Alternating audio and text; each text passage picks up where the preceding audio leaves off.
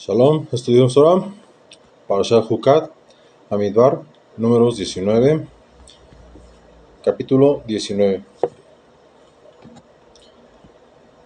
La Torah alude a los 613 mandamientos contenidos en ella con diferentes expresiones. Por ejemplo, decretos, leyes, preceptos, palabras, etc. Dichas expresiones, lejos de ser sinónimos, constituyen diferentes categorías de mandamientos, cada uno con su propio significado en cuanto al grado de comprensión racional que podemos adquirir respecto de los mandamientos. Estos se dividen en Edot, testimonios, Hukim, decretos, y Mishpatim, disposiciones de sentido común. Los primeros son aquellos sobre los que la Torah se da testimonio de su sentido. Por ejemplo, los mandamientos relativos a las festividades, la Torah ordena observarlos y no proporciona a la vez el sentido de la misma, pudiendo tener la función de recordatorio o de código de identificación o de motivación espiritual. Los Mishpatim abarcan todas las formas de orden común para el normal desenvolvimiento de la sociedad. Por ejemplo, la prohibición de robar. Se trata de mandamientos de incuestionable valor social. Y por último, los Hukim son aquellos mandamientos que tienen el estatus de decreto, pues la razón humana no puede aprenderlos por sí sola, ni la Torá le ofrece a nuestro intelecto razón alguna para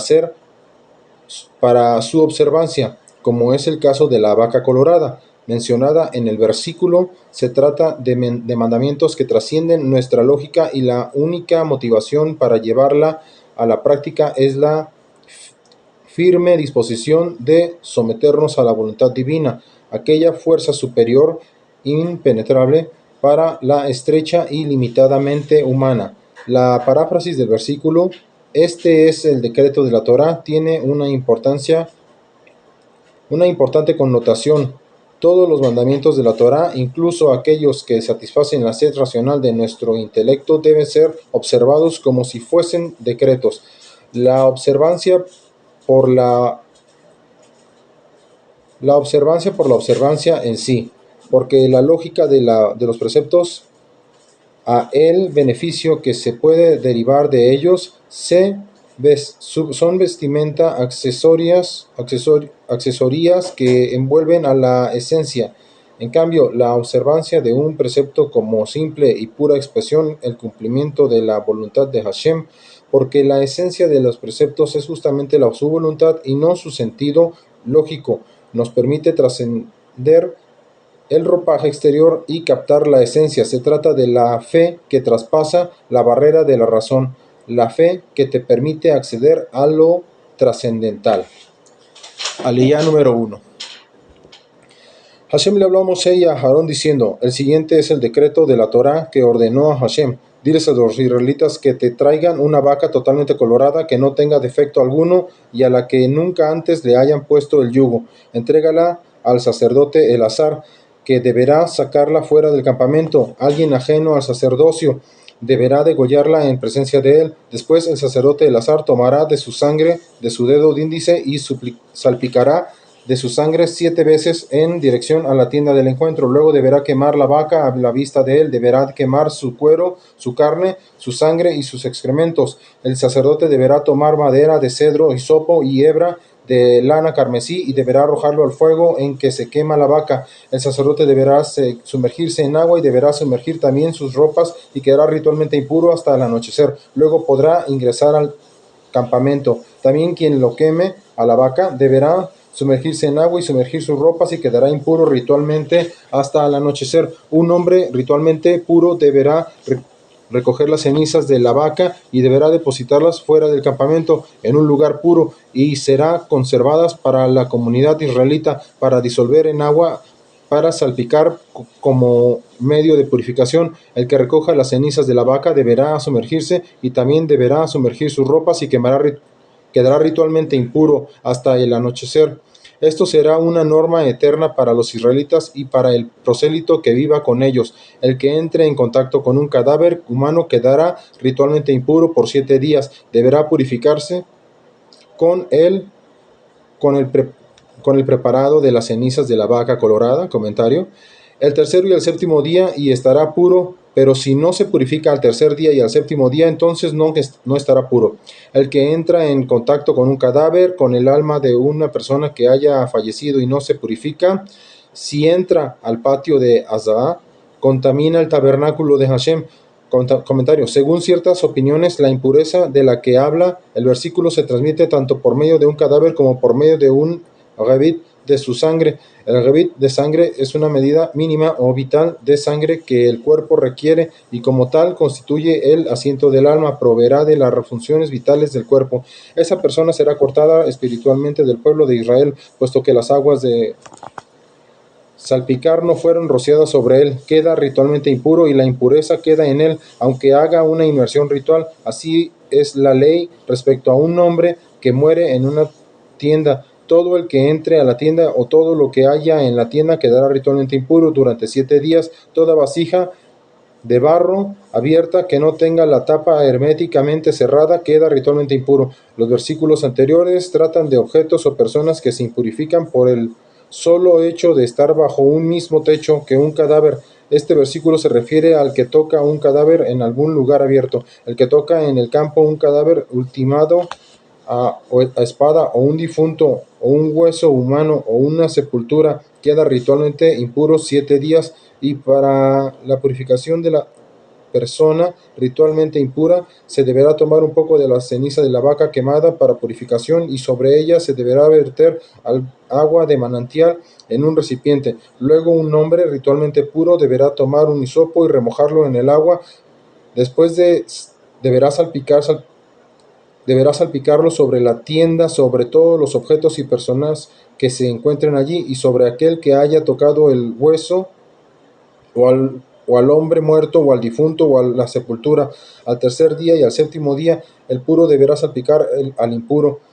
Después de haberlo purificado en el séptimo día, aquel que purifica debe sumergirse en agua y también debe sumergir sus ropas y al anochecer quedará puro. Si una persona está impura y no se purifica, si luego impurifica al santuario de Hashem, al entrar allí, esa persona será cortada espiritualmente de la comunidad, puesto que las aguas para salpicar no fueron rociadas sobre él.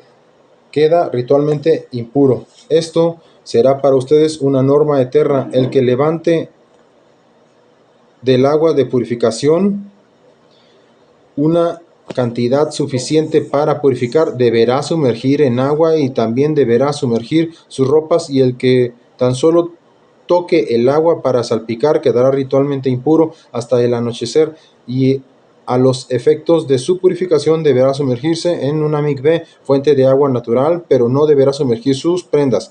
Todo lo que toque una persona ritualmente impura por contacto con un cadáver queda impuro, y la persona que toque a esa también se tornará impura hasta el anochecer.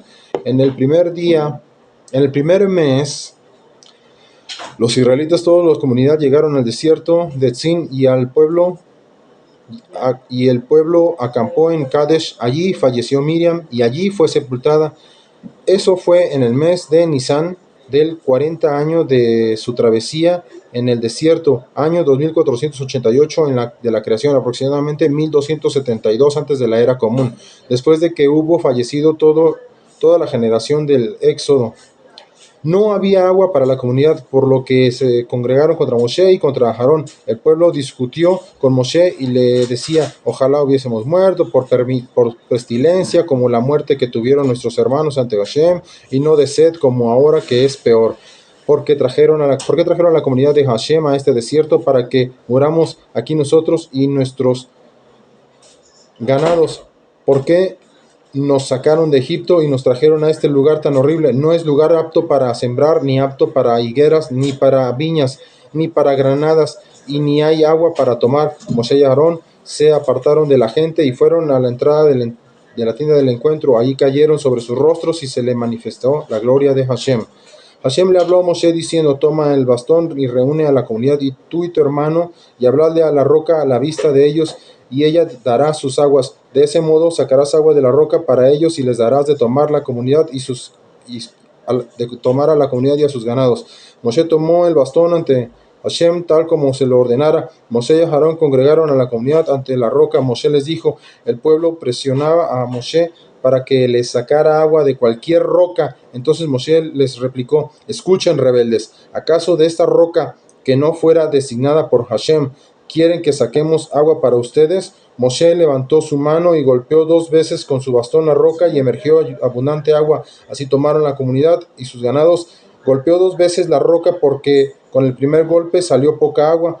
Otra interpretación, golpeó la roca por segunda vez en referencia a Éxodo 17:6. Es comentario. Sin embargo, Hashem le dijo a Moshe y a Aarón, por no haber confiado en mí para santificarme en presencia de los israelitas, no serán ustedes quien hagan ingresar a esta comunidad a la tierra que yo les he entregado. Comentario. Si en lugar de golpear a la roca Moshe le hubiera hablado, el pueblo habría podido razonar si una mera roca, materia inerte, que no requiere del sustento diario de Hashem, tiene el don de obedecer su orden en cuanto a sacar agua de sí misma, ¿cuánto más debemos obedecerle nosotros? Continúo. Estas son las aguas de Meribá, disputa, donde los israelitas disputaron contra Hashem y él fue santificado por medio de ellos. Comentario. Por medio de la muerte que Hashem decretó para Moshe y a Aarón, que Hashem castigue a los justos, lleva a la santificación de Hashem y a que la humanidad lo reverencie, pues entonces la gente razona, si semejante castigo se aplica a la gente justa, ¿qué castigo le espera a los que no lo son? En verdad, Moshe y Aarón le hablaron a una roca equivocada, por lo que no obtuvieron respuesta. Entonces pensaron que debían golpearla, tal como la vez anterior, en Éxodo 17:6. En ambos casos se trata de la misma roca. Moshe envió emisarios desde Kadesh al rey de Edom, diciendo, así dice tu hermano Israel, tú sabes todas las contrariedades que hemos pasado, nuestros padres debieron emigrar a Egipto y nosotros vivimos en Egipto mucho tiempo, los egipcios nos maltrataron a nosotros y a nuestros ancestros, y cuando clamamos a Hashem, él oyó nuestra voz y mandó un enviado, Moshe, que nos sacó de Egipto, y aquí estamos en Kadesh, ciudad que se encuentra en el extremo sur de su territorio. Permite que atravesemos tu territorio, no pasaremos por los campos ni por las viñas, ni tomaremos el agua de los pozos, iremos por el camino real sin desviarnos a la derecha ni a la izquierda, hasta haber atravesado tu territorio. Pero Edom le contestó, no atravieses mi territorio, de lo contrario saldré contra ti con la espada. Y los israelitas le replicaron, iremos por el camino principal, y si nosotros o nuestros ganados llegásemos a beber de tus aguas, te pagaremos el valor de ellas, tan solo pasaremos a pie sin provocarte perjuicio. Pero él respondió categórico, no pasarán. Edom salió a enfrentar a los israelitas con mucha gente y con mano fuerte. Edom se negó a permitirle a Israel atravesar su territorio, por lo que Israel se apartó de él. Entonces los israelitas, toda la comunidad, se trasladaron de Kadesh hacia el monte Hor. Hashem le habló a Moshe y a Aarón en el monte Hor sobre la frontera de la tierra de Edom, diciendo, Aarón morirá y se unirá con los suyos. Esto fue en el último de los 40 años de la travesía del desierto. Comentario. Termino comentario. No ingresarán a la tierra que les doy a los israelitas, pues se rebelaron contra mi palabra en las aguas de Meribá. Toma a Aarón y a su hijo Elazar y hazlos ascender al monte Hor, pues luego quítale a Aarón sus vestimentas de sacerdote principal y vísteselas a Elazar, su hijo. Entonces Aarón será reunido con los suyos y morirá allí. Moshe hizo como le ordenara a Hashem. Ascendieron al monte Hor a la vista de toda la comunidad. Moshe le quitó a Aarón sus vestimentas de sacerdote principal y se las vistió a su hijo Elazar, y allí en la cima del monte falleció Aarón. Después Moshe y Elazar bajaron del monte. Toda la comunidad asumió que Aarón había fallecido y lo lloraron durante 30 días, toda la casa de Israel. Aarón falleció el 1 de Ab a la edad de 123 años. Eso fue comentario. Termino el comentario. Cuando el rey de Arad, localidad ubicada entre Baal Sheba y el Mar Muerto, kenanita que vivía en el Negev, al sur de Israel, escuchó que Israel se aproximaba vía Atarim, atacó a Israel y tomó cautiva a una sirvienta de ellos. Vía Atarim es el camino que había tomado los espías que ingresaron a Israel desde el sur Israel le hizo una promesa a Hashem: si entregas a ese pueblo en mi mano, haré Jerem, o sea, consagraré a Hashem los despojos de su ciudad. Hashem escuchó la voz de Israel y entregó a los kenanitas. Israel lo hizo Jerem, o sea, los exterminó, consagrándolos así para Hashem, a ellos y a su ciudad y a sus ciudades. Por eso la ciudad fue llamada Jormá. Comentario: consagración, voz que deriva de Jerem. Según ciertas opiniones era ciudad de Jormá, y la mencionada en Números 14:45 no es la misma. Esta Jormá sería una ciudad al este de Arad, en el sur. Partieron los israelitas al monte Hor por el camino hacia el Yam Suf, Mar Muerto, el Mar Rojo, y bordearon la tierra de Edom, ubicado al sudeste del Mar Muerto. Lo bordearon porque no les permitieron atravesarla. Después del fallecimiento de Aarón, los israelitas retroceden 7 estaciones en dirección al Yam Suf. El pueblo estaba impaciente a causa del camino por haber estado simultáneamente tan cerca y tan lejos a la tierra prometida. El pueblo comenzó a hablar contra Elohim y contra Moshe. ¿Por qué nos sacaron de Egipto para morir en el desierto? No hay pan ni agua. Estamos cansados de este pan insustancial, o sea, del maná. Entonces Hashem mandó a contra el pueblo de serpientes venenosas para morder a la gente. Falleció una gran multitud de Israel. El pueblo se dirigió a Moshe diciendo: reconocemos la transgresión en que incurrimos al haber hablado contra Hashem y contra ti. Ora a Hashem que saque de nosotros las serpientes. Y Moshe pidió por el pueblo. Hashem le dijo a Moshe: hazte una serpiente venenosa de cobre y ponla en un mástil. Cuando la miren los que fueron mordidos, se salvarán. Moshe hizo la serpiente de cobre y la puso en el mástil. Y en efecto, cuando una serpiente mordía a alguien, ese miraba a la serpiente de cobre y se salvaba. Partieron los israelitas y acamparon en Obot. Partieron de Obot y acamparon en Leí a Jabarim. Los pasos desolados del desierto que conducen a Israel vía monte Nebo, literalmente ruinas de Abarim, acamparon en el desierto sobre la frontera este de Moab. Hashem les prohibió a los israelitas guerrear contra Moab. Por eso, en lugar de atravesar dicho territorio, debieron pasarlo bordeando su frontera oriental. El río Seret, mencionado a continuación, desemboca en el extremo sudeste del Mar Muerto. Partieron de allí, de Leí Jabarim, y acamparon junto al río Seret, que desemboca sobre la ribera este del Mar Muerto en su extremo sur. Partieron de allí, bordearon toda la frontera sur y este de Moab, y acamparon del otro lado de Amón, que está en el desierto, es decir, acamparon sobre el margen norte del río Amón, que se hallaba al este del Mar Muerto, en la altura de la parte media del mismo, en el norte de Moab, pues el Amón sale del territorio emorita, o sea, el curso oriental de Amón es el límite sur de una franja de territorio que los emoritas conquistaron de Moab. El Arnón marca el límite de Moab entre Moab y el territorio emorita. Es a ese acampamento y a los milagros allí acontecidos que se le aludirá cuando se cuente en la historia de las guerras de Hashem, los milagros que les dio en el mar del Yam Suf, el Mar Rojo, y en los valles del Arnón. ¿Y cuáles fueron esos milagros? La corriente de los torrentes de sangre de los moabitas que querían exterminar a Israel, que corre por la región de Ar, sobre el límite de Moab, y de allí el torrente de sangre fluye hacia Beer, manantial de agua. La historia de la guerra de Hashem se refiere a la transmisión oral de las proezas de Hashem.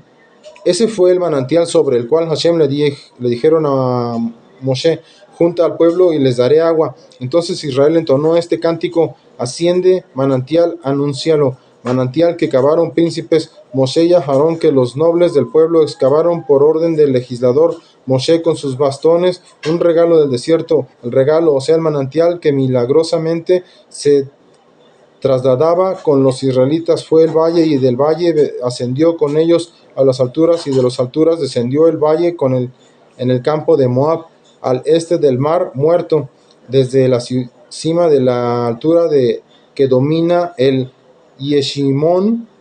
Comentario: en esas alturas falleció Moshe y fue allí en el manantial de agua en mérito a Miriam, dejó de acompañar al pueblo.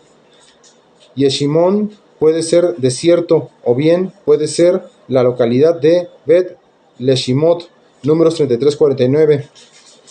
Entonces Israel envió mensajeros a Sihón, rey de Amoritas, diciendo: queremos atravesar tu territorio, no nos desviaremos hacia los campos ni hacia los viñedos, ni tomaremos agua de ningún pozo, iremos por el camino real hasta haber salido de sus fronteras. Pero Sihón no dio permiso a que Israel atravesase por su territorio, sino que junto a su gente, y salió al desierto al encuentro de Israel. Fue a Yahatz, donde enfrentó a Israel. Yahatz está ubicada al norte del río Amón, que desemboca al este del Mar Muerto, aproximadamente en su parte central. Allí Israel lo derrotó a espada y tomó posesión de su territorio desde el río Amón hasta el río Yabok, ubicado al norte de Amón y al este del Jordán, hasta la frontera con el territorio de los amonitas, pues la frontera de los amonitas estaba a resguardo por la orden de Hashem a los israelitas de no atacar a Amón. Israel tomó todas estas ciudades.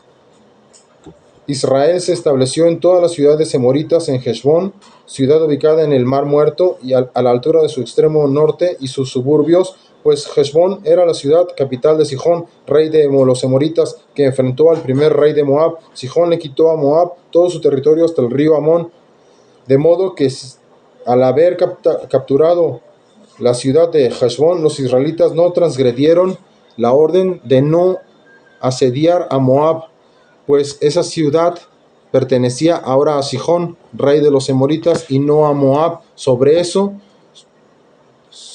comentario sobre la guerra de Sihón contra Moab, dijeron los poetas: vengan a Heshbón, que sea reconstruida y restablecida la ciudad de Sihón. Comentario: poetas aluden a Bilam y a su padre Beor. Cuando Sihón no podía conquistar la ciudad de Heshbón, a los moabitas contrató al brujo Bilam para que maldijera a Moab. Por eso Balac, rey de Moab, cuando posteriormente contrató al mismo brujo para maldecir a Israel, le dijo: yo sé muy bien que al que tú maldices es maldecido, pues había experimentado en carne propia la maldición de aquel. Pues un fuego salió de Heshbón después de haber sido capturado por Sihón, una llama de la ciudad de Sihón que consumió a Har, una provincia de Moab, los poseedores de las alturas del Arnón. Pobre de ti, Moab, has sido destruida por Sihón, estás perdido, pueblo de Kemosh, ídolo moabita. El Kemosh era ídolo moabita. Es comentario: entregaron a sus hijos como refugiados y a sus hijas al cautiverio en manos de Sihón, rey amorita. La soberanía de Moab sobre Heshbón está perdida. Perdida está su soberanía sobre Dibón, ciudad. Dibón, comentario, es ciudad del norte de Arnón y al este del Jordán. Moab será destruida hasta Nofaj, próxima a Medeba, ciudad ubicada en este del Mar Muerto. Israel se asentó en la tierra de los amoritas. Moshe mandó a explorar la ciudad de Yazer, ubicada al oeste de Rabat Amón, que podría ser la Armán actual. Los espías tomaron sus suburbios y desalojaron a los amoritas que estaban ahí. Luego avanzaron y se dirigieron al norte hacia Basham, al noroeste de Israel. Entonces Og, rey de Basham, salió al encuentro a enfrentarlos. Og, rey de Basham, salió a enfrentarlos a él y a toda su gente, y salieron a pelear en Edrei. Edrei está ubicada al oeste de Kineret. Hashem le dijo a Moshe: no le temas, pues te los entrego en tu mano a él, a todo su pueblo y su territorio. Hazle a él lo mismo que tú le hiciste a Sihón, rey del pueblo amorita, que habitaba en Heshbón. Así fue que los mataron a él, a Og, junto con sus hijos y su pueblo, sin dejar sobrevivientes, y se apoderaron de su territorio. Gracias por estudiar Torah conmigo. Hasta la próxima.